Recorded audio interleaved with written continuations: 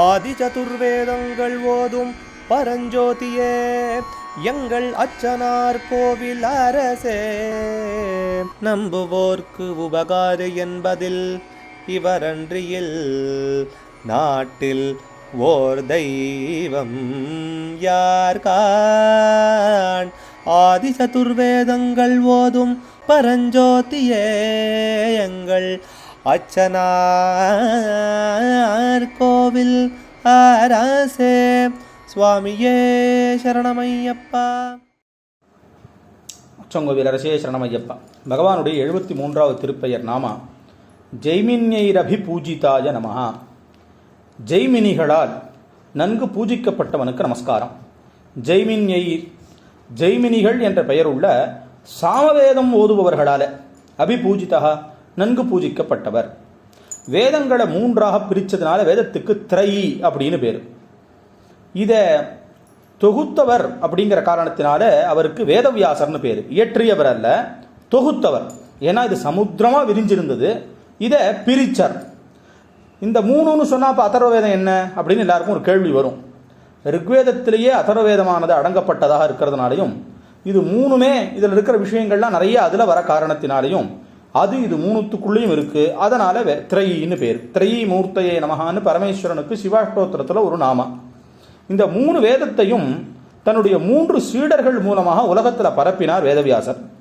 ரிக்வேதத்தை பைலர் அப்படிங்கக்கூடியதான ஒரு ரிஷி மூலமாகவும், யஜுர்வேதத்தை வைசம்பாயனர் அப்படிங்கிற ரிஷி மூலமாகவும், சாமவேதத்தை ஜெய்மினி அப்படிங்கிற ரிஷி மூலமாகவும் பரவச் செய்தார். இந்த ஜெய்மினியினால் பரப்பப்பட்ட சாமவேதத்தை கற்க ஓதக்கூடிய அந்தணர்களுக்கு ஜெய்மினிகள்னு பேர். சாமவேதிகளால் சாமகானம் செய்து பூஜிக்கப்படுபவன் அர்த்தம். சாமம் சொல்லிவிட்டா அது பூர்த்தின்னு அர்த்தம். வேதங்கள்லையோ பூஜைகள்லையோ அதில் இருக்கக்கூடியதான குறைகள் எல்லாத்தையும் சாமம் சொல்லிவிட்டா பூர்த்தி ஆகிடுறதுன்னு இருக்கிறதுனால பூர்ணாஹூதி வசோர்தானத்துக்கு அப்புறம் சாமம் சொல்றதுன்னு ஒரு வழக்கம் இன்னைக்கும் இருக்கு.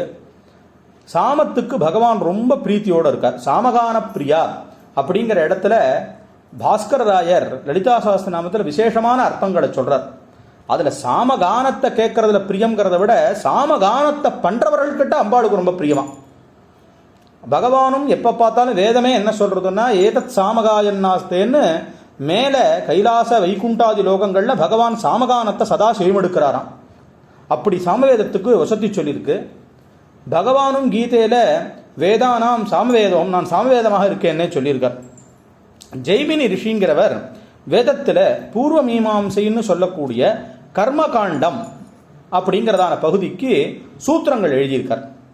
அது 12 அத்தியாயங்கள் கொண்டது, 1000 அதிகரணங்கள் பிரிவு உள்ளுக்குள்ள இருக்கு. அதற்கு சரவசுவாமி, போதாயனர், உபவருஷர் முதலிய மகான்கள்லாம் விளக்க உரை எழுதியிருக்கார்கள். ஜெய்மின்யாத்யை சுபூஜிதாய நமஹான்னு இதில் ஒரு பாடவேதமும் உண்டு. ஜெய்மினி முதலிய முனிவர்களாலே நன்கு பூஜிக்கப்பட்டவன்னு ஒரு அர்த்தம். இந்த ஜெய்மினி சாமம்ங்கிறது ரொம்ப விசேஷமான ஒரு சாமம். இதனால் பகவான் ஸ்தோத்தரிக்கப்படுறதுனால அவருக்கு ஜெய்மினிகளாலே பூஜிக்கப்பட்டவர்ங்கிறதான பெயரானது அமையிறது. அச்சங்கோவில் அரசே சரணமையப்பா.